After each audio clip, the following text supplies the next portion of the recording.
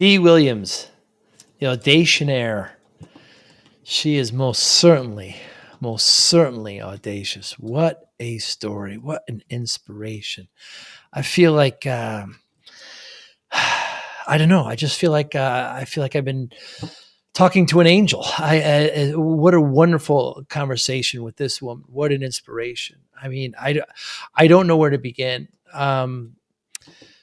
In Baltimore in the 80s, raped at the age of 8, raped again at 12, had a child at 12, refused to give it up, and um, banished from her mother's church. And at 15, had another child, had to find her own place just by herself. And one of many angels that came into life. Her first one was in the form of this street thug. I'll just use that term.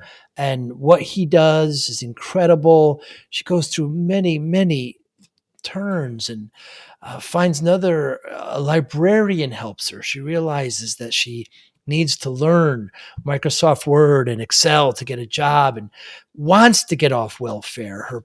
Her family says, why would you do that? And just has this drive to better herself and be the creator of her own direction, her own road. She uses the word light. She is light.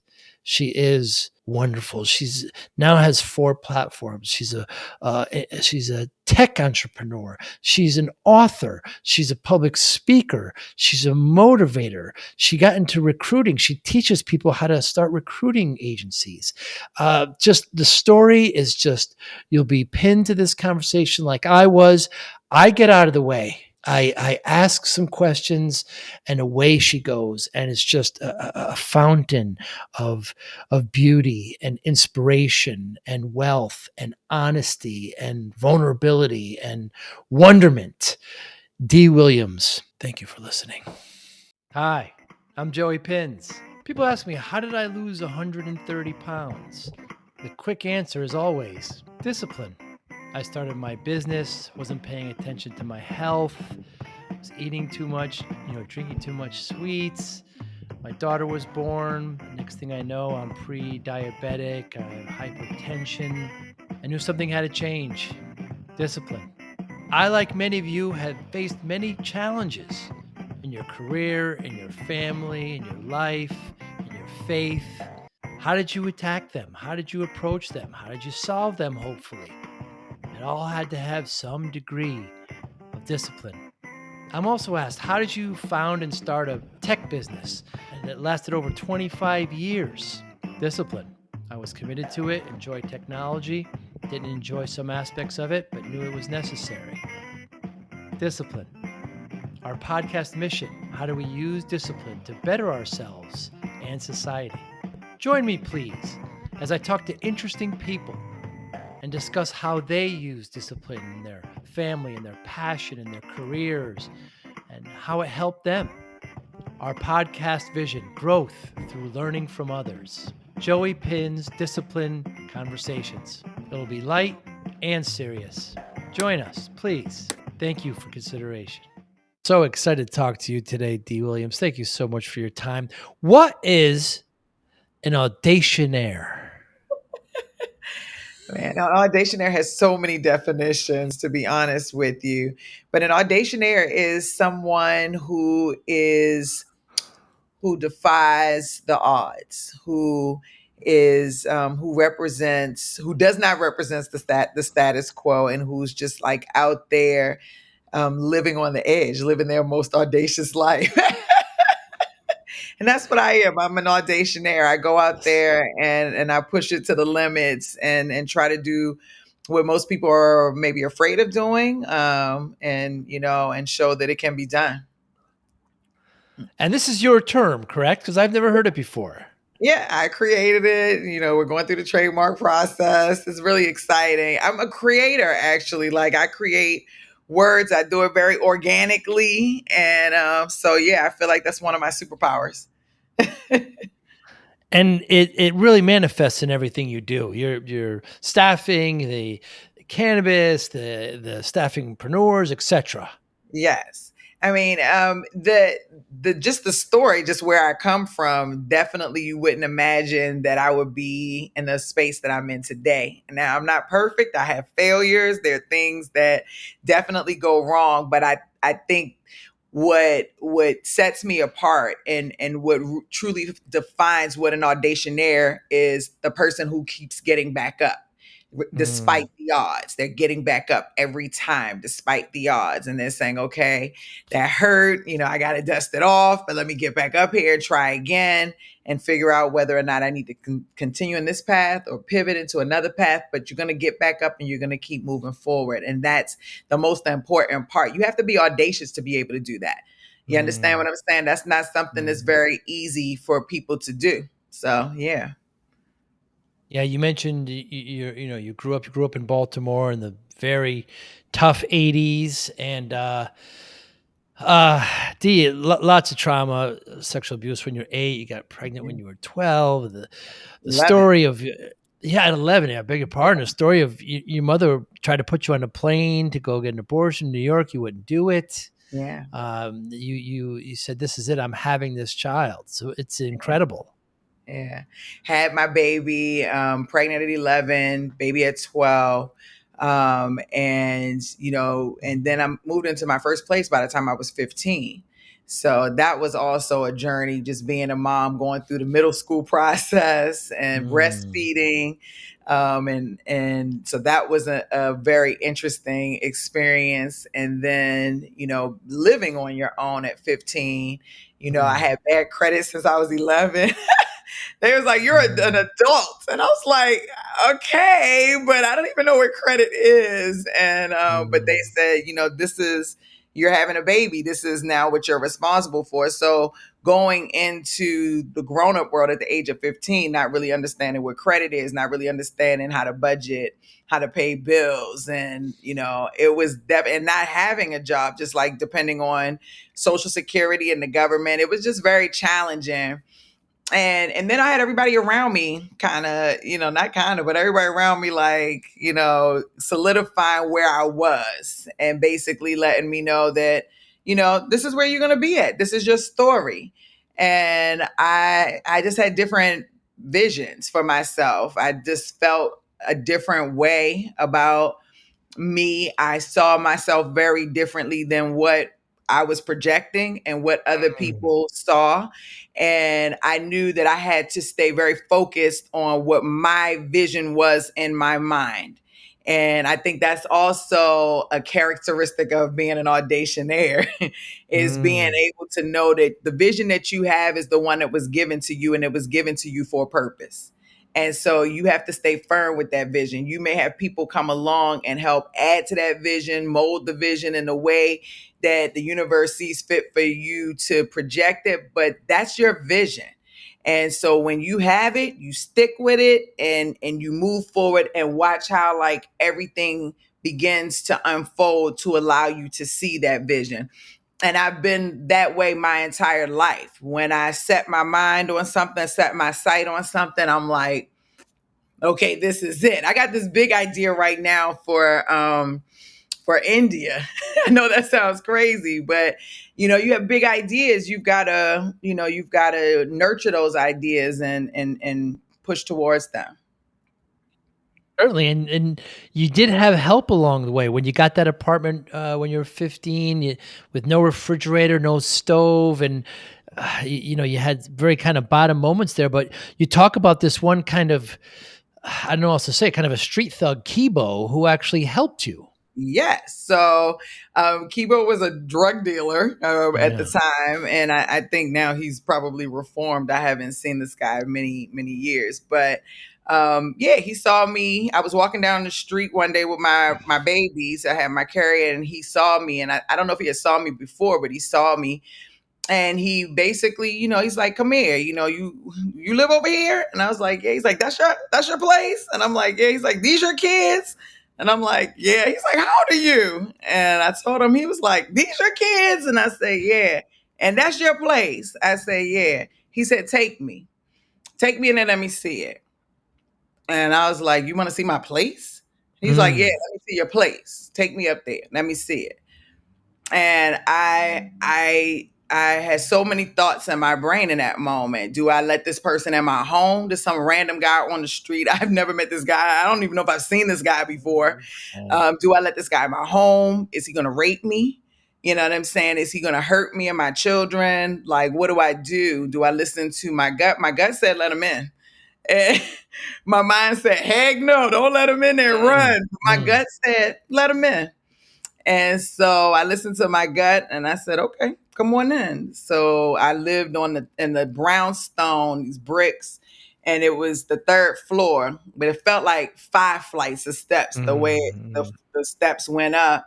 And I let him in and he walked through my entire apartment. He didn't say a word. He just walked through and he was just looking at me, just kind of like, man, like this is your spot, you know? And he's like, you don't have no refrigerator. And I said, yeah, no, I didn't come with one. He's like, you don't have no stove. I'm like, yeah, it didn't come with one of those either. He's like, how are you like living? So I start telling him and I'm like walking through the house. And I think that, I believe he was very much so touched by what he saw and what he was experiencing. And he said, you know, he gave me money. He told me, he said, can you get the people downstairs to store some food for you? And I said, yeah, I think I can. And he pulled some money out of his pocket. It was like $500. I was like, holy, that's a lot of money for me Mm. at that age. I'm 16 with 2 kids, living on welfare at the time. So I was like, man, that's a lot of money. He's like, go down to Lexington Market, go shopping for you and the kids, get y'all some food, get you whatever you want, and come back in a couple of hours. And I did. And I went and got food and I did all of that. I came back in a couple hours. When I came back, he was sitting outside my house with a pickup truck. It was like a box spring and a mattress was in there. He had one for my baby. He had a milk crate, one of those silver milk crates that he turned them over and put a black and white TV on top of it so I would have something to watch. I had these very long windows, but across the street from me, the brownstone across the street, the man across there kept beating up his girlfriend. And I could see it from my window all the time. And I mentioned that to him. And so he bought me, I didn't have any curtains. And it was hard for me to watch because I called the police one time and then the girl went back. So I was Wow. like, but I could see him beating her up on a daily basis. It was so hard to watch. So I was kind of like, yeah, I wish I had some curtains because I'm tired of watching this girl get her beat. That's what I Uh, said. And so he bought me back these Teenage Mutant Ninja Turtle blankets and he got a nail and he put them on the walls and on the curtains. And I actually felt like I had a home in that moment. You know what I'm saying? mm. I felt like it was the first time that I felt safe, and even though I was not safe, just let you know, I was in the worst Mm. neighborhood in Baltimore at the worst time in Baltimore, but I felt safe because it was my own. I felt like I could protect myself and my children, and I had people who loved me, which were my children, and I was in control of my situation. It seemed like my entire life, even though I was only 16 by this time, I was depending upon everybody else's control of my situation because I was a Mm. minor. But Mm. everybody else's control over my situation always ended up with me getting the worst end of the stick, with me having a bad experience or what have you. And I just became very sharp very early on to say, this don't feel right. Grown-ups don't feel right. I don't think all grown-ups are good people. I learned Right. that very early on in my life. I believed that they were good people until I started to experience life. And then I said, okay, life is a little bit different. And so I had to learn a lot very, very, very, very early. I had to figure people out, figure their energies out, to see who was lying to me, who was being honest with me. Some people said they wanted to help, and they didn't at all. The same market. And I don't know if I've shared this before, but the same grocery store that I told you I went to, Lexington Market, when Kibo gave me that money, was that same market. I went down there, and I would say maybe a little bit before that whole situation happened. I would say, I'm trying to go back through my bank, but I went down there not even looking for a job. I was in there just kind of looking around, and a guy in there was like, you look beautiful. You look like a model. Come over here. Should take some pictures. He had a clothing thing, and I took pictures. They were very nice. They were very presentable, or what have you, respectable. And he said, "You're so beautiful." He's like, "This is my shop. Here's my card. You should come by and get some pictures taken." I was like, "Okay, cool." He's like, I was like, "Is it a paid job?" Because I was broke. And Mm. he's like, "Yeah, of course I'm gonna pay you." I'm like, "Okay, cool." So he called me. He was like, "Come on down. I'm gonna pay you. Come on down." I'm like, "Okay, cool." I go and find a babysitter. I go to the location, and I get in front. I get in front of the location, and it was a house. It wasn't the storefront. It wasn't a building. It was a house. And I stood at the door, and I thought, do I knock on this door, or Mm. and I looked at the card again, and I looked at the door, and I was like, "Yep, I need the money." Bam, rang the doorbell. He came. I took my shoes off at the door. I started to walk upstairs, and I think about halfway up the steps, I knew I was about to get raped, literally. And I got into the bedroom. He's pretty much like, "You know what the deal is. And I genuinely was just like naive. Like that was just a genuine naive moment where I wish I had my mom. I wish I would have had somebody else to talk to say, "Hey, don't. If it's a house, don't go in there." You know what I'm saying? Mm. Listen to your first instinct. But I didn't, and I thought I was really getting a job. I thought it was real for modeling. I know I'm pretty. Mm. You know what I'm saying? I just really thought that's what it was, but that wasn't. And so I started finding myself being in these situations where I was trusting people, but they were not who they said they were. Or, maybe I was just trusting the wrong people. So it took a little bit of time for me to start to understand my strength, for me to start to understand who was safe based on not what they were saying, but based on the energy that they were projecting from Mm. their bodies, right? So just their body language and how they were moving.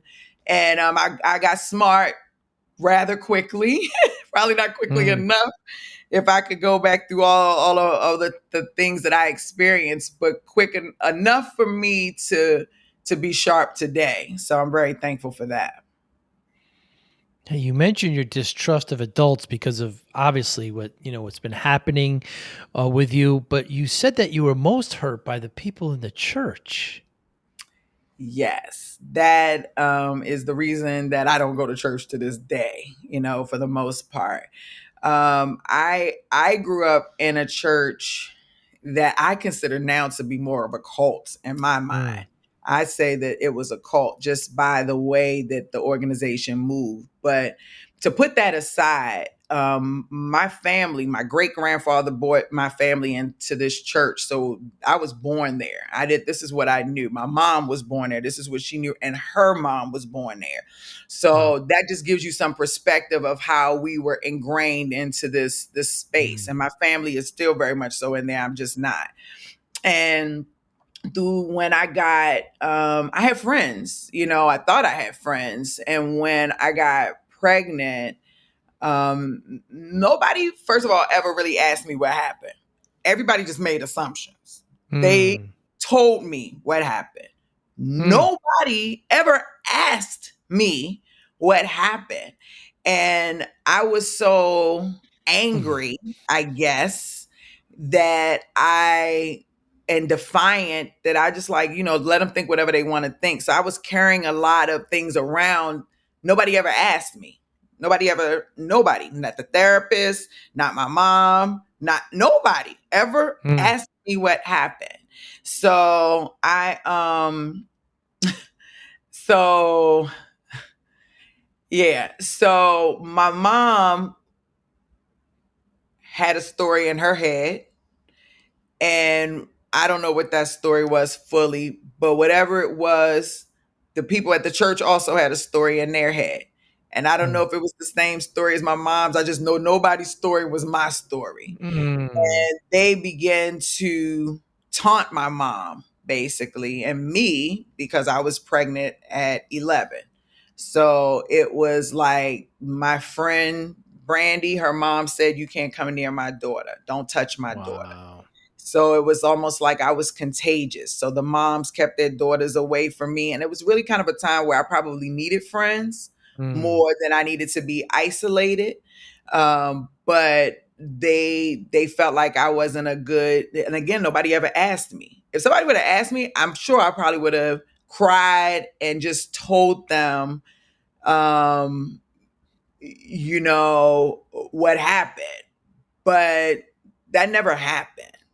Mm. And so those parents, and then my mom, she found herself fighting in the church because the people were just being just very nasty and very mean. Even after I had the baby, it was a lot of times just like I was just an outcast, just different. Mm. Like I'm very business focused. I'm very um big thinker, and I don't think that's like the community that we're in. So we had a really hard time. My mom had a hard time. I had the worst time. I was pretty isolated. It's life. It's life. But I'll tell you one thing. I have a hard time, like I stay away from religion right now. I think for me that whole first part of my life was great, and I think that this part of my life I'm living my best life right now, and I Mm. don't want to deal with the craziness and the pressure. Maybe all churches aren't like that, I don't know, but the Mm. one I went to was insane. So yeah. But you mentioned that you're still spiritual in nature, just not religious. Oh, I'm very. Fair? I mean, I think you could Yeah. tell by my conversation. I've Yeah. always been spiritual. I feel energy when I'm dealing with people. I think I say I pray a lot. People say I pray a lot. I can't say that I actually sit down and pray in the traditional sense, but I am. I would say I am very connected to myself. I am Mm. very connected to who I am. I listen to myself. I listen to my gut. Mm. And I stand very firm in those things. I am light, Light, with a period at the end. There's no question, there's no doubt in my mind. Everyone that I come in contact with, whether I'm having the worst day, and I have really bad days sometimes where I have like a hoodie on and I look like a thug, and somebody will walk up to me and say, "You look like somebody I can talk to." Mm. And they'll start talking to me, and I'm like, I do not look like somebody you can talk to. I'm having a bad day. So I could be at my worst, and people still feel my light and are still drawn to me and attracted to me. So I don't feel like I need to go to church to solidify that. I know who I am. I know what I bring to the table, and I know the work that I'm here to do while I'm on this planet. So I'm cool with Mm. that. Yeah. An Another kind of second angel that was sent to you, I would say, would be the librarian at a nearby college. Yeah, I wouldn't say yes. I would say definitely another angel. I've had many angels. Let me just say Mm. that. But Mm. during that time when I was younger, I was I was just talking about this actually earlier today to one of my employees, believe it or not. But, when my mom was one of the first people, when I lived with my mom, she was one of the first people, I would say, I don't know in the country, but that I knew of that had a computer. And this is when they had the Mac Commodore 64. So that tell you how old I am. Right? Because they had the Commodore 64 computer. And my mom brought this thing home, was like, "This is a floppy disk. This how you touch the floppy disk. This where you put the floppy disk at. When you get it in here, this is a system. This is what you call DOS. I'm teaching you how to Uh-huh. program in DOS." I'm like, what the heck is a DOS? So my mom set us down very young and introduced us to computers and DOS. We were pre-Windows. By the time I had my children and I was trying to figure out my life, I didn't have any adults in my life to register me into high school. So I was just kind of floating around, with my own place with 2 kids. I was on welfare. I didn't like that. I felt like I was too good to be on welfare. Go figure. And so I needed to do something. I needed to figure out what else I was going to do. So I there's a lot of layers to that, but I started going to the library. I started going to the library every day at Towson State University, just going to the library. And I would sit in front of the computer and I would take my kids, put them on the side of me. I'll have like snacks or whatever, but I would sit there all day from the time they open to the time they close. They close late. I'm there all day trying to figure out, okay, how do I use Microsoft Office? How do I use Microsoft Excel, Microsoft Word, PowerPoint? Because every time I go to this temp agency, I keep failing the test and they won't hire me. And so one day, my youngest son, EJ, he was crying so bad. And my oldest son was fidgety and I'm fussing. I'm at the computer and the lady comes over, a little white lady, short lady, with all white hair. She came over and she was like, are these your kids? And this is what I got all the time. Are these your kids? And I was like, yes. How old are you? I think I was like 16, 17. She's like, and these are your kids? I was like, yes, ma'am. And she's like, what are you doing here? I see you here every day. What are you doing here? And I said, I'm trying to learn. I showed her, I'm trying to learn Microsoft. I had the little books and everything. She's looking down at the computer. She see the books. I know she know what I was doing. And she's like, mm-hmm. And these are your children. Where are your parents? And I was like, I don't have any parents. She said, what does that mean? It means I don't have any parents. She said, you don't have any parents. When the last time these kids done eaten? And I said, earlier today. So I'm already starting to create this story in my mind. This lady is trying to say I'm not a competent parent, right? And so she says, I'll be right back. She goes and gets some crackers for my son and my boys, and she gives them the crackers, and then she tells me to come back tomorrow morning and bring my kids, basically. I was like, I'm not coming back up here. This lady is going to take my babies. They're going to arrest me. It is no way I'm going back up there. I said, yes, ma'am. Yes, ma'am. I'll be back. I got on that bus the whole bus ride home. I was like, I am not going back up there. I cannot go back to the library. I can never go back up there. I got to find another library. This lady's going to take my kids. I don't know what I'm going to do. I slept on it all night. I was like, man, what am I going to do? But I got up the next morning. And I went like a crazy lady. I followed my gut and I went. And when I got in there, it was like the most remarkable thing. Like they had an area set it aside for my boys to take care of my boys. The lady had already had my computer set up for me. She had books there. She was ready to sit and work with me to teach me the things that I did not know.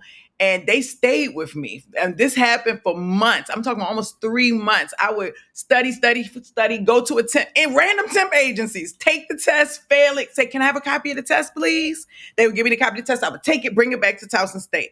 And I would say, look, I failed the test. Look what I do. We'll go back in and we'll study. This is how you do this. This is how to do that. And I just did that over and over and over again until I passed the test. When I passed the test, it was a big deal.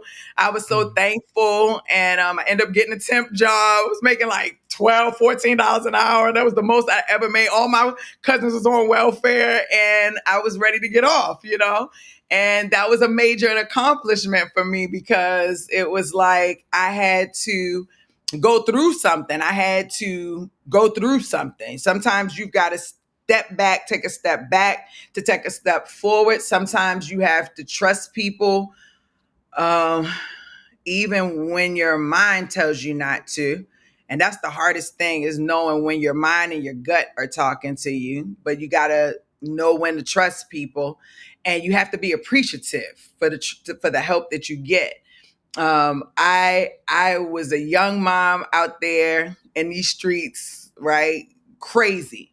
But when I came across someone who genuinely seemed like they had something to tell me that was going to help me, I didn't care if they were a prostitute, a drug dealer, a homeless person on the street, a preacher, the old lady at the library, the girl around the corner. I didn't care who it was. If it seemed like it was of value, I felt so appreciative that somebody felt that I was worthy enough to give that to me. Those are things that I still even carry to this day. These little earrings you see, a Yeah. prostitute, she told me, she said, Dee, you do too much. Less is more.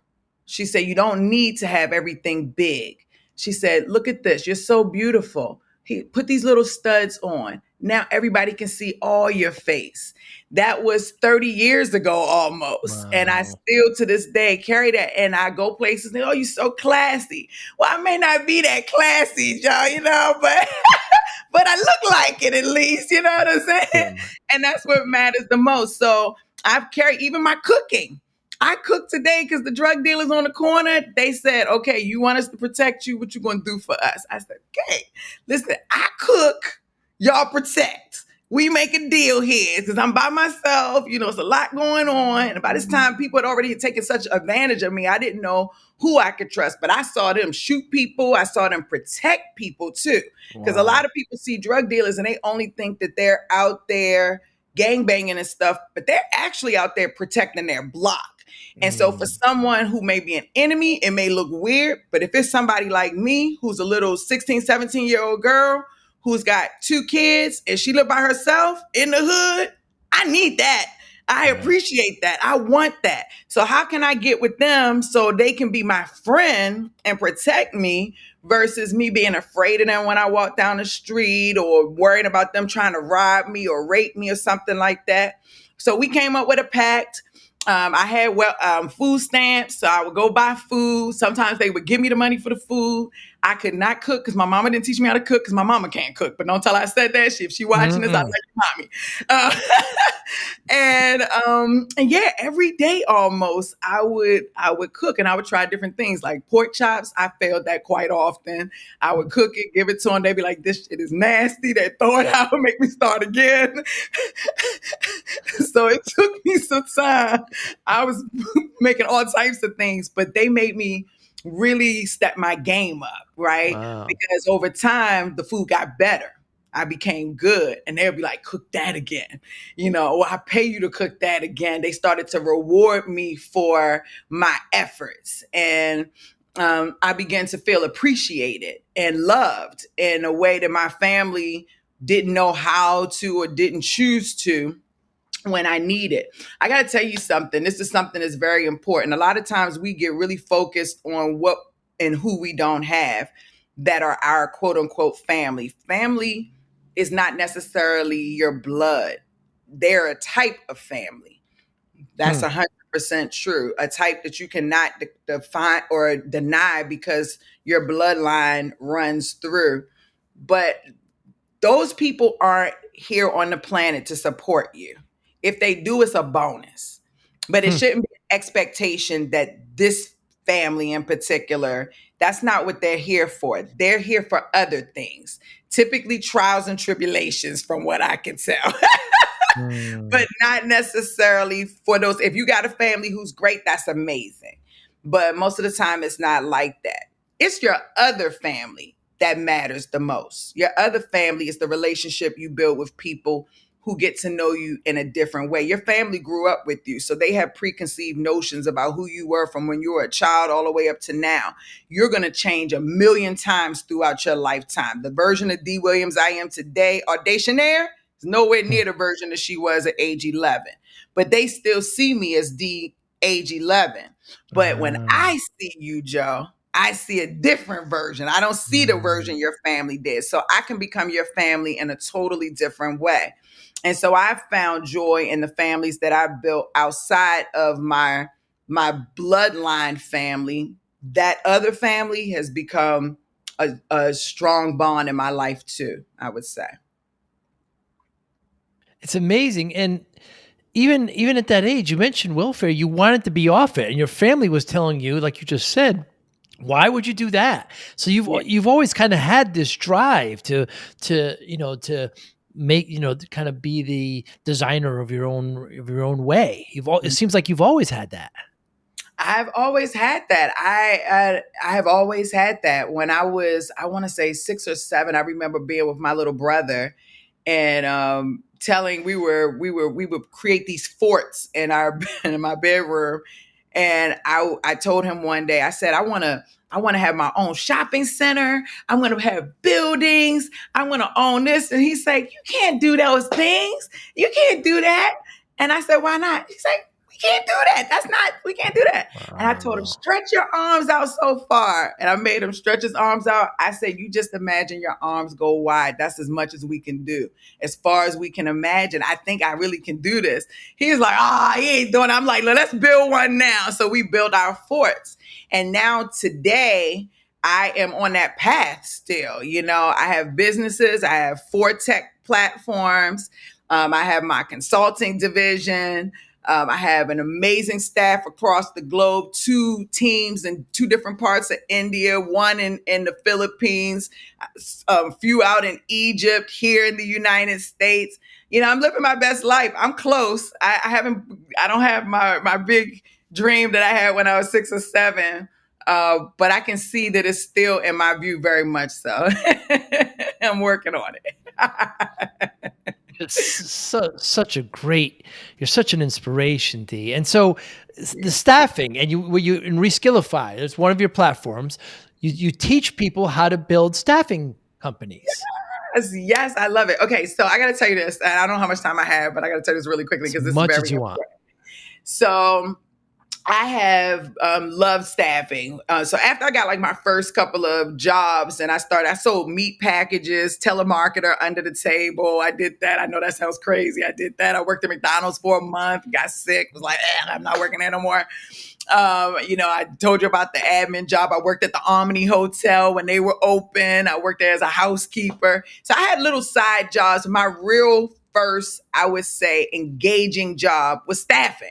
Starting at this lady staffing agency. And I won't tell you how I showed up, but she gave me the job. And my first day, she put a white pages and a yellow pages in front of me. And she said, the white pages you call candidates, the yellow pages you call clients. And I'm like, and she Huh. said, open the book and start dialing. And so Um, I grew up when recruiting was very manual, when it was like I had to start it. The first person in the white pages, call, ask them what they do. Ask them who they know. It was a very manual process. This was before wow. Google. This is when the resumes were still coming in the mail. When it came in the fax machine on the roll up paper, I was there. Okay. Oh my gosh, I sound so old. Oh, you're a young woman, younger than me, certainly. So it was kind of exciting to still be here in staffing after all of these years to see like the transformation. But I started that way and I worked my way through the ranks. I didn't take it super seriously in the beginning, but over time I started to see like my peers are making money, and I mean real money. And I'm kind of playing around with this. So I started to take it a little bit more seriously. And in my world in staffing, there's not a lot of chocolate people. At least when I started out, it was not. And so I kind of stuck out like a sore thumb. I'm from Baltimore. I kind of got this authentic ghetto swag about myself that you don't know whether Mm, you like it or you can or do you should you deny it or should you love it? mm, You're kind of not mm. sure, you know. And so I'm loud, you know. And so going to these events, I had to start paying attention to who I was around and mimicking them so that I could get into the circles I needed to progress my career, basically. And so I started to learn not to be so loud. And when I wanted to laugh at something that I actually thought was genuinely funny, I realized people don't laugh. They just say, that's so funny. So, and then that was hurtful because I couldn't laugh and I genuinely love to laugh, as you can tell. So I was like, oh my God, that's so funny. And then I go in the bathroom and be like, you know what I'm saying? Because I really want to laugh at it, right? So I just had to start picking up on things and start to curve my energy. I tend to think back in the day, I had a work persona and I had a home persona. Now I feel like they're kind of mixed. But I say all of that to say that I've been in staffing my almost literally my whole working career in some form, whether it's for a staffing agency, corporate, what have you, working for myself. And I started my own staffing business. I bombed and failed the first time. It wasn't really real. It was kind of like on the side. Okay, let me go back and learn what everybody else doing first. So then I came back and did it again. And by this time, I was married with my daughter's dad. And I really tried this time. It was a true, effort in me being an entrepreneur. It was really my first time I feel like that I had decided that I was going to step out there and do this on my own. But my husband didn't support me at that time. My Mm. mom really wasn't supporting me. So I didn't really have a lot of support. And then during this time, the recession started to happen in 2008. And the people I was working with, they were like, "Oh, the government is gonna get rid of all the contracts," and they started closing our recruiting contracts down. And there's like everybody. So I listened to everybody, and I just kind of went with the hype and let my business go, and became very depressed. And I mean, depressed in Mm. the worst way. Like didn't want to dress, didn't want to do nothing because I wanted to be an entrepreneur, but I failed. And when I failed, I just felt like a failure. I felt like I'm just gonna just live up to whatever it is. I'm a normal person. I'm an employee. Fine. I'll go to work like a normal person. So I went Mm. back, took a job, and unhappily, but I'm really good at what I do. I'm an amazing recruiter, and it's hard to deny my skill set. So my team valued me at the company I was at the time. So I went too fast. So I, um, I shut my business doors down, and me and my ex-husband decided we were going to separate and divorce. And I sold everything in my house, everything for $1 on Craigslist. And then we moved to Georgia. Okay. We were living in Maryland. We moved to Georgia. And I lived off my savings for about a year and a half until we had about $5 in the bank. I was sitting in front of Walmart, like, didn't even know how I was getting ready to feed my kids, like crying, like at my rock bottom. And there's my old a guy that didn't know, he knew me, I didn't know him, but he called me and was like, I heard you moved from DC to Georgia. I'm in Georgia. And I'm like, okay, cool, whatever. And he's an Asian guy. And he's like, I heard you like the best recruiter on the market. If you're here, I would like to hire you. And I was like, hire me? You want to hire me? And I have $5 in the bank. And so he's like, would you go through the interview process? We talked. I went through that interview process. I got the job and I rocked it out. But Wow. like I said, my team valued me. The guy who, not that boss, the guy who owned the company did not. I didn't know that guy was a racist. Everybody around me knew it except for me. I was depressed. But my boss did not like it. So he brought it to my attention. And when I did not act on it in the way that he wanted me to, he wanted me to go Malcolm Martin on him. I was too Mm. depressed to go Malcolm Martin. I just didn't care. Just give me my paycheck. Let me be a normal person and just do my job. Okay. I don't care if he's being racist. I don't care if he doesn't want to pay me. I don't care if he doesn't want to acknowledge me. Just let me do my job. I just want to be Mm. normal and have a day job. But my boss did not like that. He did not like that. He felt like I can't deal with that. And the staff didn't like that. So they all got together, found me a recruiter, Susan, and had her call me and to recruit me out the company into a new company. I told her no. Wow. Like, nah, I'm good. But I didn't know that that's what they did. And so she said, well, just meet with me. So I met with her. We talked and she talked me into it. And I left there and they finally told me what they did. And they just said, we love you. Like, you dope. And this guy really doesn't value you. You pretty much grown the company single-handedly and he's not acknowledging you and it's not cool. So I started working at this other company and I helped them grow too. And that's where my real journey began. So I started working out, rocked it out. The first 3 months I didn't do so well, or the first month or two, I didn't do so well because I was still pretty depressed and I didn't want to work. And my recruiter called me and was like, you haven't even tried. Like if you just take 30 days and try and do your best, just like maybe even do like 17% effort because you're doing Mm. 3, do 17%. That's 100% for half of the people on the team. Dee, you're amazing. So I said, fine, I'll try. So I go upstairs, my first phone call, I make a placement. And then it never stopped. I was top Wow. recruiter every month from that point on until I left the company. And so as I went on, that boss that I told you about who didn't like how I was treated in the Yeah. last company, I helped him get hired in this new company. Okay. So Wow. then he became my boss again. Okay. And so I started training. They started bringing people in from other divisions because I was so good for me to train. And I started to love it, like passionately love it. So I built up this whole proposal, went to management and was like, how about we split my role that I recruit half time and I train half time? They told me no. They say you're good at recruiting, you just recruit, but you're Right. gonna train when I tell you to. That didn't sit well with me naturally.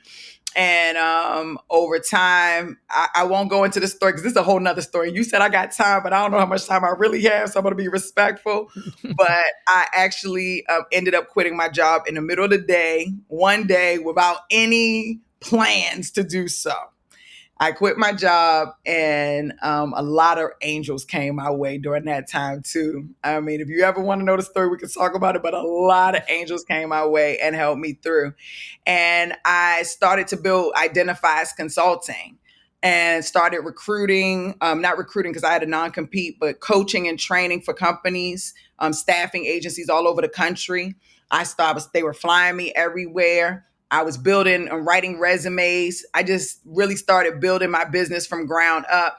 And then in 2013, I started this coaching class on how to start a staffing business. People loved it. They all showed up. And then I got cancer.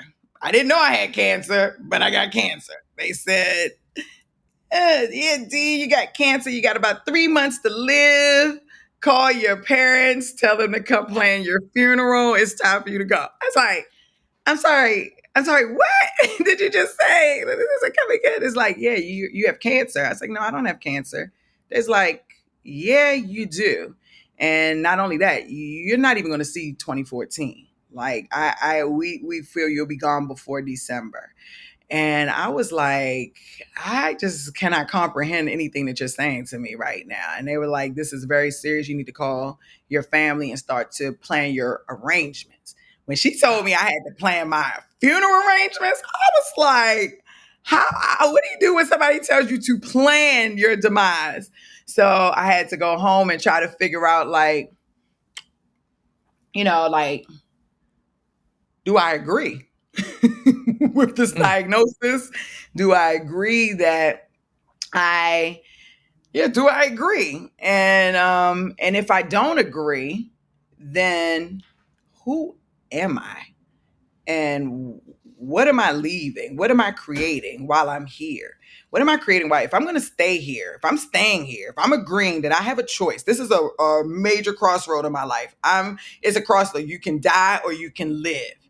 If you die, there's nothing for anybody to remember. You have nothing. You're just a thought in the wind. But if you live, that gives you just a little bit more time to create a lot more impact and to leave some type of legacy to where people can learn from the things you've experienced. So what's your choice? And that's kind of where I was. And I chose to live. So I went back to the doctor and I said, okay, cool, listen. I know what y'all told me, and my mom is here. She's cool. She took off of work. But I'm not about to die. Okay, that's the first thing. I don't accept your diagnosis. The second thing is that I will follow every instruction that you all give to me outside of chemotherapy. That has to be the last resort. The third thing is, if y'all refer to it as cancer, we're going to fight. I don't care whether it's cancer or not. That feels like death. Call it something else. Call it another medical term. Call it a effing pink bunny. I don't care. But we're not going to, talk about it as cancer. And then they said, that's cool. You just got to stay on bed rest until we can figure out what's going on.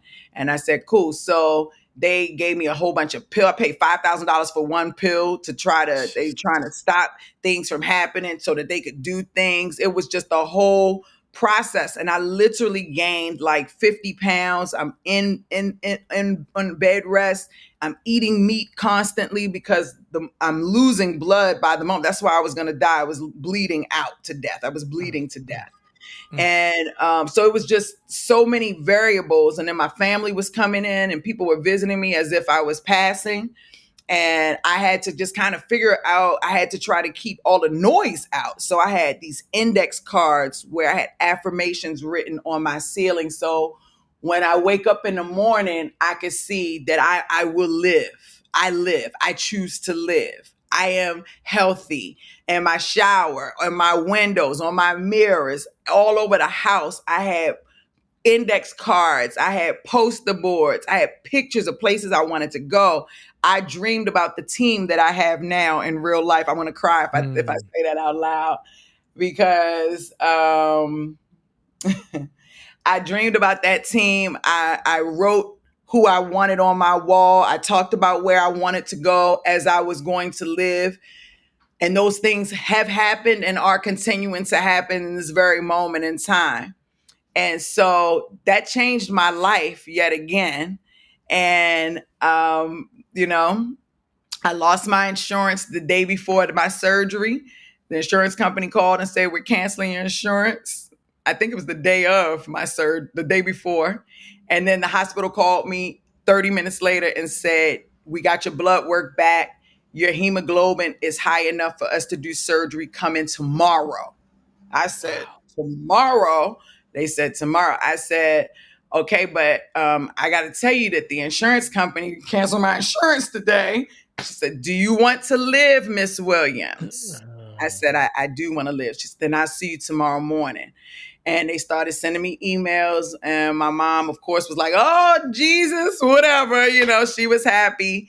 And we went. I worked that day with my clients on the line. I was doing my remote calls. I was late for the surgery, but I went and it was hard to get through. I almost didn't make it through, but I made it through. They had the oncologist there to make sure that the cancer was gone after they removed everything. And I stayed in hospital for about a week. And then I came home and I was on bed rest for another 2 months. But I'm alive. I'm thankful. I'm grateful. So that changed my whole dynamic then. So the version of me you see now, Dee Williams, Audationaire, she's a very different version of the young lady that we were speaking about early on in this conversation. Yet that young lady, that version of me is very resilient. That young lady the only thing she had to live for in her mind was her children. Right. When I was faced with death, with cancer, my children weren't my only thoughts. It was everybody who's going to come after me. It was not just my children. It was your children, your grandchildren, my whoever, because I've lived through so much. I could not let me leave without, one, getting it out to help somebody else, but two, creating, like just using my gift. Using my gift. My gift, I am a creator. I create words. I create businesses. I'm a creator. So just being able to use my gift, it's been such a blessing. So I just wanted to kind of put that out there and to talk a little bit about that, because how I got here today in the businesses and the world and the team has a lot to do with me having cancer and being able to get through that too. So I hope I answered the question. I don't remember what the question was. You most certainly did. Do you have regrets? Do I have regrets? Wow. I don't think anybody's ever asked me that. Yeah, I do. I have a ton of regrets. I've dated some sorry ass men that, so I have some regrets about that. I don't have regrets about, maybe I don't have any regrets, right? I feel like everything that the version of me that you see today is here and alive because of the experiences that I've had. And there are definitely some things that I wish that I would have done differently, but maybe not. Those things that I wish I would have done differently are based on what society says is right or how I should have been. I should have had a picket fence with a degree and a husband and a this and a that. I didn't follow any of the rules at Hmm. all. And but I've come out better than most people who did follow the rules. So I guess in that aspect, maybe not so much. And the aspect of feeling maybe not so great about myself when I'm with someone who did follow the rules. I think in those moments I probably do have more regrets. But I love who I am. I mean, you can Yeah. tell, like I told you, I'm light. I love who I am. I love the relationships that I build. And no regrets. I think I'm happy with everything that's happened so far. Yeah, because you tell this one story how you were suicidal at certain points, and at one particular point, you stepped in front of a bus, and they hit the Yep. brakes, and the windshield was against your nose. Yep. Literally, I stuck my tongue out. The wind You felt was the there, and my tongue hit the mirror, the window. I looked up at the driver. He was sweating. I'm talking. It looked like somebody poured a bucket, and he was Mm, like over the stern wheel, looking at me like, kind of just looked like, what were you doing? What were you thinking?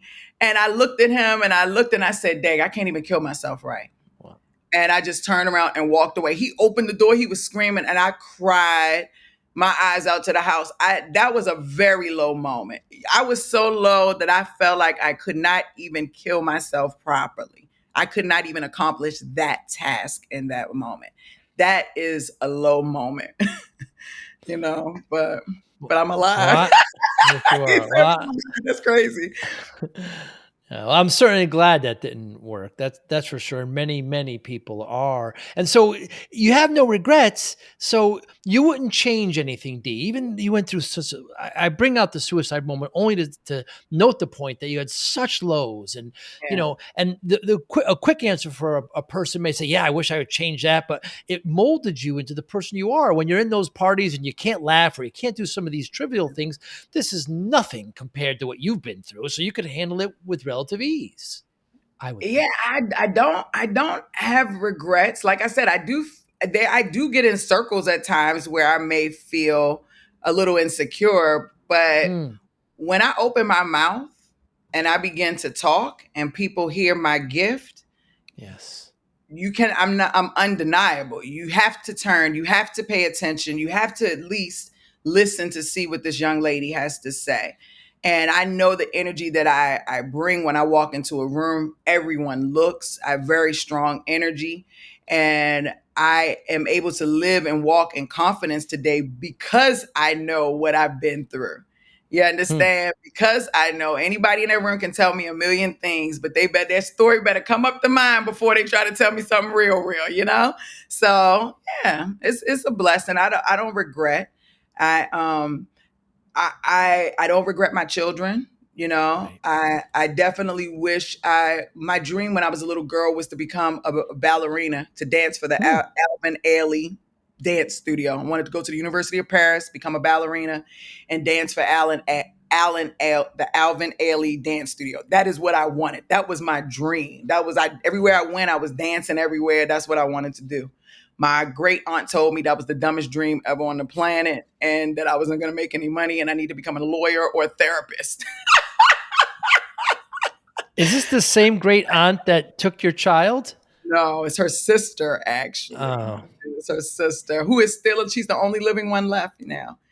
She's the only one living left. But she's the one that told me that is when the cop raped me and he took my driver's license. I was living in her house, and it had her address on that driver's license.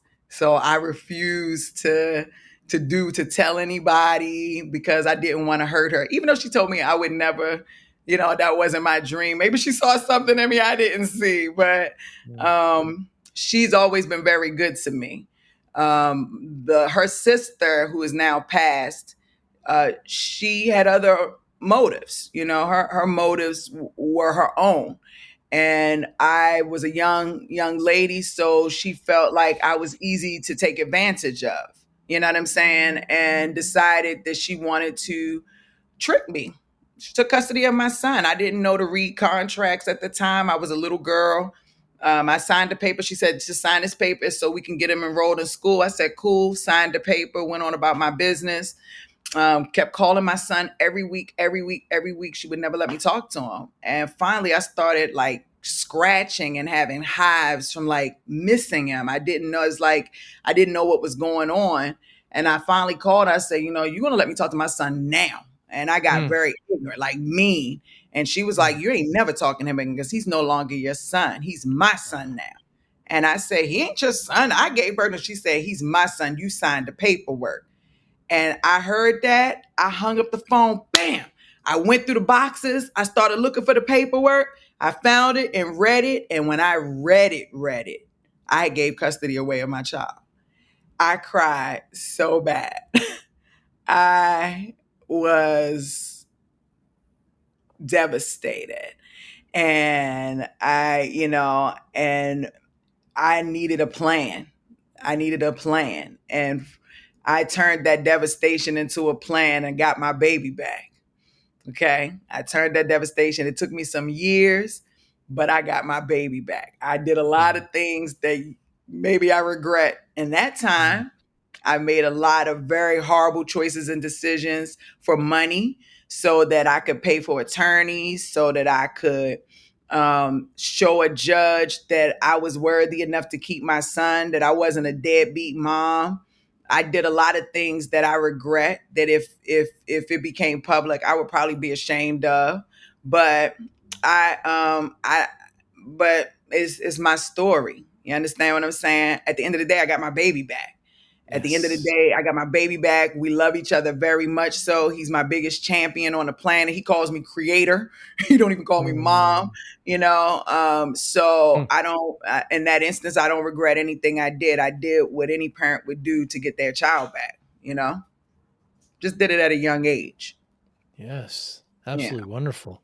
Yeah. So, Dee, on the podcast, I always bring up the point where I started my business in the '90s, and I wasn't paying attention to myself. I ended up gaining a lot of weight. I got up to about 340 pounds, and the doctor said to me if I didn't lose the weight, I wasn't going to see my daughter graduate. She had just been born, so that's all I needed to hear. So I spent the next year and a half. I lost about 130 pounds, and people always ask me, they want a quick answer, right? They want a simple answer. How'd you do it? How'd I do it? And the only answer I always give, D, is discipline. Yeah. That's it. You want to lose weight? It's just discipline. There's no Yeah. secret. There's no Yeah. secret. I'm not going to tell you anything you don't know. It's just discipline. I wonder how discipline plays a role in your life, D, now and as a child. I think I would say that I'm not disciplined, but I'm Mm. 100% disciplined. Mm. I'm probably more disciplined than the average person. I I understand how to put things into compartments and to touch every compartment as I need to touch it, right? Mm. So that allows me to touch more than one thing. It allows me to manage all my staff, my time, my personal life. Um, I like I said, when you made up your mind, it wasn't just discipline. It was two things. It was a decision and discipline. And those Yeah. two things have to go together. It has to be a decision and a discipline, because you can have discipline, but if you don't truly make the decision that this is what I'm about to do, then it goes downhill.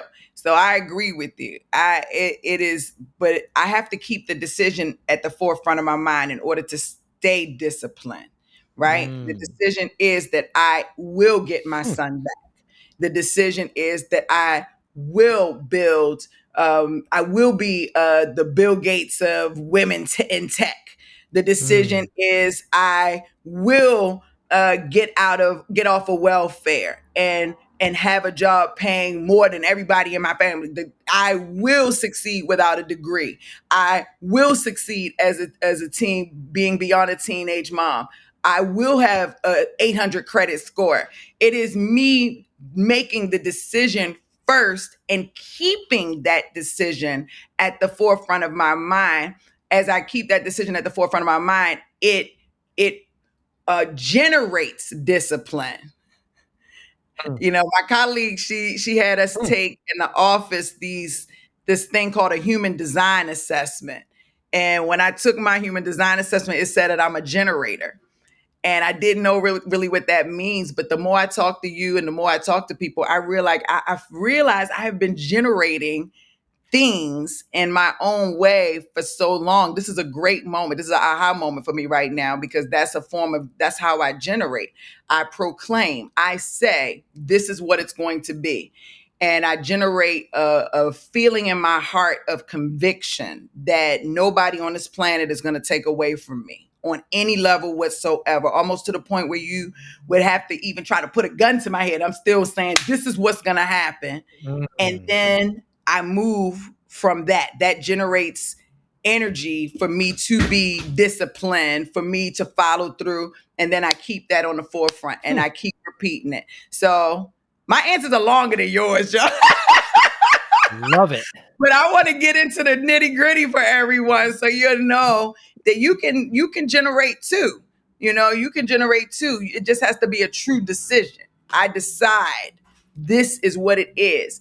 And what I tell my clients, and they say, okay, yeah, Dee, I decide. I say, no, you have to decide on a different way. You have to decide, like, imagine your kid is under a car, and the only way you can get that kid up is by you picking the car up. You know, this Mm. car is thousands of pounds. You can't pick that car up. But what does your instincts tell you to do? Go pick the car up. Try to see if you can lift it up. And as you're lifting it up, what do you feel in your heart? I'm gonna do it. I'm gonna lift it. You feel it down to the core of your gut, in your heart, every emotion in you. You're sweating. The energy that is the level of conviction that you feel that you are going to save your baby. That's how you have to make decisions. Mm. And if you can make those, because that's what you did, you wanted to see your daughter graduate by any means necessary, ethically, right? You were at that car. Your daughter not graduating was her under that car. You losing weight was you picking up that car. You Hmm. made a decision that you were going to lose weight. You made a decision you were going to pick that car up and save your daughter's life. See your daughter graduate. Go, Joe. Woo! It's amazing to me. You always consider yourself a creator, and then the human design evaluation test picks you as a generator, which is very similar. And not a manifester. I thought I was going to be a And manifester manifest. or a manifesting generator, but no, a generator. And I haven't even pulled the layers of that fully yet, because I like to receive things as it's supposed to be given to me. But what I will say is, even just being on this journey of understanding how I generate, just how Hmm. I generate, is very exciting, because it's a superpower. It's a superpower, right? And everybody uses their superpower in a different way. The fact that I'm aware of my superpower, that I can tap into it at will, I can say, I want to create something new, and I need to create a name for it, but I need it to be an original word that has never been used before. I am so amazing at that. You know what I'm Wow. saying? Wow. Or, Joe, if you came to me and you said, Dee, I've got $10,000 and this is what I love to do, knit for kittens. What can I do with this? I could build you $1 million blueprint, like Mm. visually scratch it out, write it out. Like, those are my superpowers. And then if you were at your lowest moment in time, I could come over and pick you up. Like, Mm. those are my gifts. So I know when to use it. I tap into it when I'm supposed to, and I try to lay low when I'm not. Hmm. Try to lay low, so you're not annoying to anybody. So you always stay low. Oh, and lots of light. Dee Williams, what motivates you? Oh, wow. Seeing people succeed. Mm. What motivates me is the underdog winning. What motivates me is someone coming into their awareness of who they Hmm. truly are, their strength. What motivates me are my children. What motivates me is anime. I love anime. There you love What anime, motivates yeah. me is seeing somebody do better than me. It makes me want to do better. It lets me know that I'm not as unique as I think that I am, that I still have more that I can do, more to Mm. learn, more ways to grow. I'm fired up. Let me follow. Let me see what you got. Let me see how you doing it. Like it doesn't motivate me. I get turned on. It's real. I'm like, yes, let's do it. So yeah, I get fired up, Joe. I get super fired up. I'm like, let's go, let's go, let's go, let's go. And yeah, what about you? What motivates you? At this point, it's very similar. To see my friends or even colleagues succeed is like no other kind of gift. It's Yeah, absolutely wonderful. And even if I had a fifth of a percent of a 1%, the smallest little part that helped, that's even it's even better. I love it. Um, how do you measure success, D? Hmm. By my happiness, by how I feel on the inside when I wake up in the morning. When I wake up in the morning, do I get out of the bed and want to go work out? Do I get up out the bed and want to work? Hmm. And I think both are their own forms of success. But when I get up and I have to force myself to work out because I'm so addicted to wanting to work, because for me, work is joy. It means that I'm saving somebody's life. It means that I'm transforming somebody's life. It means that I'm impacting somebody. I'm creating impact. I'm leaving impact. If my passion for that is so strong that I don't even want to go to Planet Fitness, oh, I'm Mm. successful. I'm successful. And look, I ain't been to Planet Fitness in a week. So you know I'm fired up right now. It's My true. goodness, it's so wonderful, Dee. You're such an inspiration, and your happiness and your positivity is just so contagious. I got to listen to you a little bit before we talked, and I was so excited to talk to you. You're also an author. On top of everything else, you've written 2 books. Yes, I have one. I have two coming too. So the books I've Wow. written are all business books, so they're all related to staffing. But my life story is coming out. I do have my so I did things a little bit differently. Instead of writing my life story, we did the documentary of my life story. So we Ah. have it's called Individual Audacity.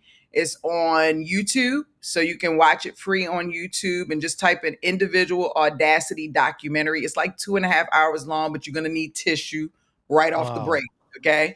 So just keep that in mind. But my son, so you know a little bit about me, but I was raped with my first child.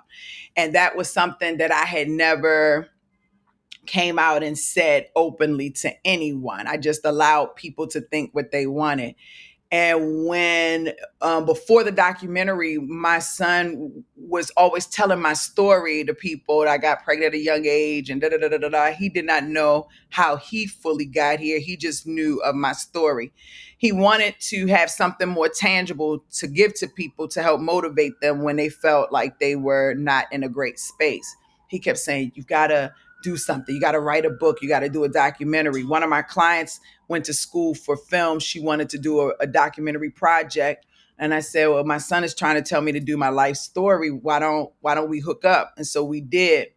But I said to him, I said, um, before I do this, I think there's some things we should talk about, like just about the past. Like, I don't want you, I don't want to lose my relationship with you. I don't want things to come out that we have never discussed. And then feel a way about it. And he said, whatever it is, we'll work through it. Is when you and I will get through anything. But for the people that are out there who don't have the strength that you and I have, we have to put your story out there for them. And you and I can work everything else out later.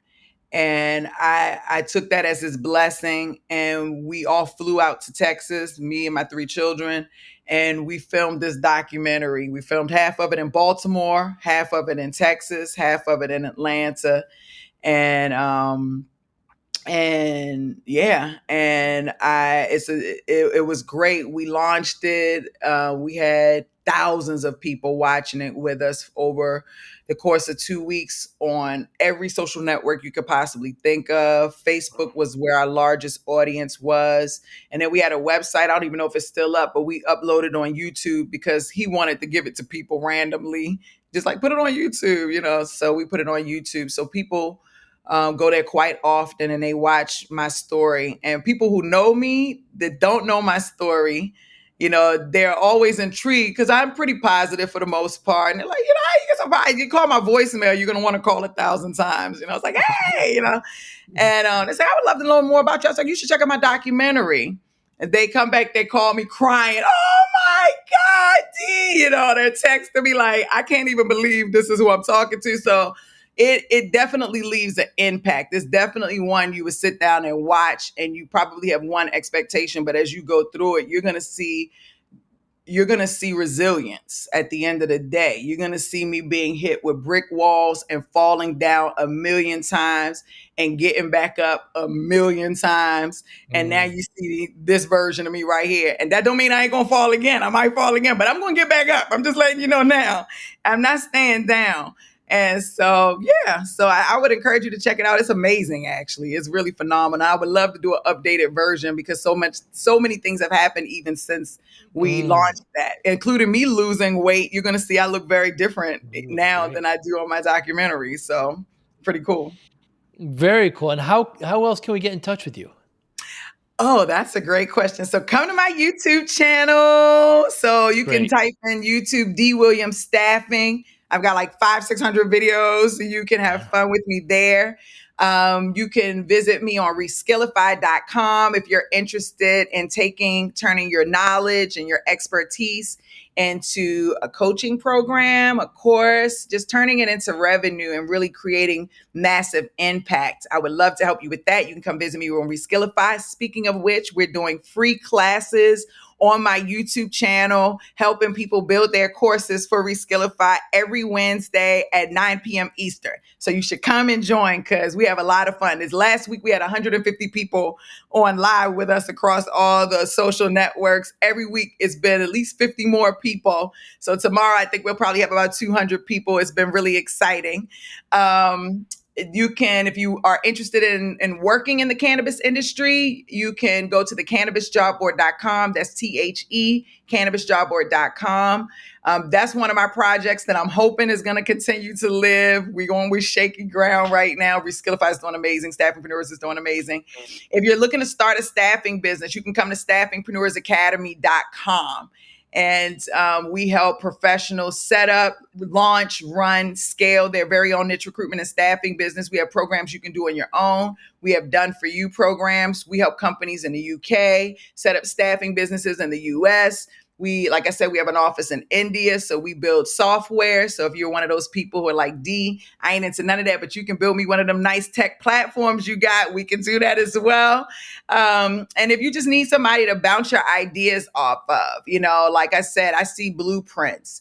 Call me, you know what I'm saying? Just reach out to me, call me. Let's talk about what your thoughts and your ideas are. We build people's brands, social media brands. We could take one little idea and turn it into something multi-million dollar, multi-billion dollar, or multi-impactful if money isn't what's important to you. We have an amazing staff you'll be greeted with. And we just got some fired up energy. So what you see is what you get. If you're looking for kind of calm, you're probably not going to find it here. If you're looking for something like fired up, I'm not crazy, but I be fired up. Like if your ideas are good, your energy is good, I am going to share my energy with you. I'm going to inspire you, and I pray you give that back to me. And we're going to create some amazing things. And then you'll be a part of my testimony. I'll be a part of yours, and we can inspire the world together. You're also on Instagram, you're on Twitter, you're on Facebook, Instagram, LinkedIn. Twitter, Facebook. I'm on every social network. I cannot be lost, okay? And just Dee Williams Staffing is how most people find me. But you'll see all my websites come up. I have a whole empire that I've created for my entrepreneurial communities. And like I said, I transform lives. I help people go from point A to point Z. If it takes them 1 year, if it takes them 1 month, I've got people that have been with me for almost 10 years now.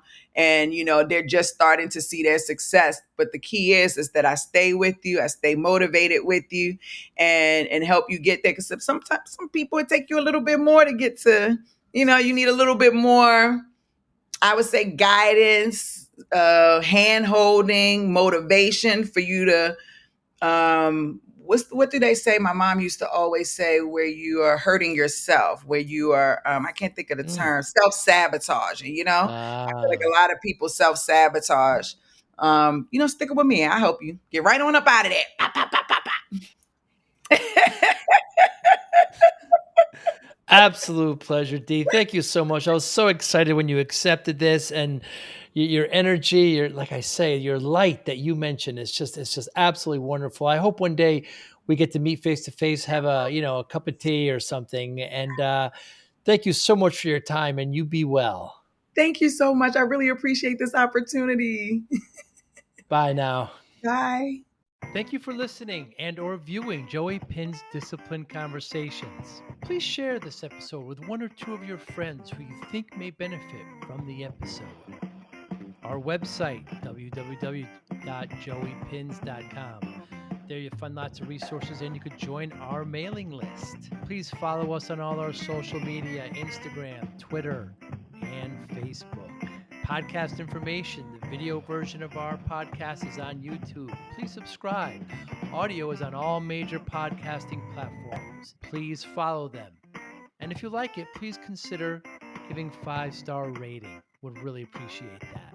Would you like to financially support the podcast? You can go to our Patreon site. Consider $5, $10, or $20 a month. There's all kind of plans that we have there.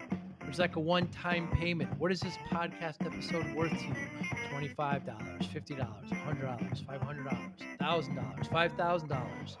You be the judge. You can go to our PayPal account to do that as well. Thank you again for listening or watching Joey Pinz Discipline Conversations.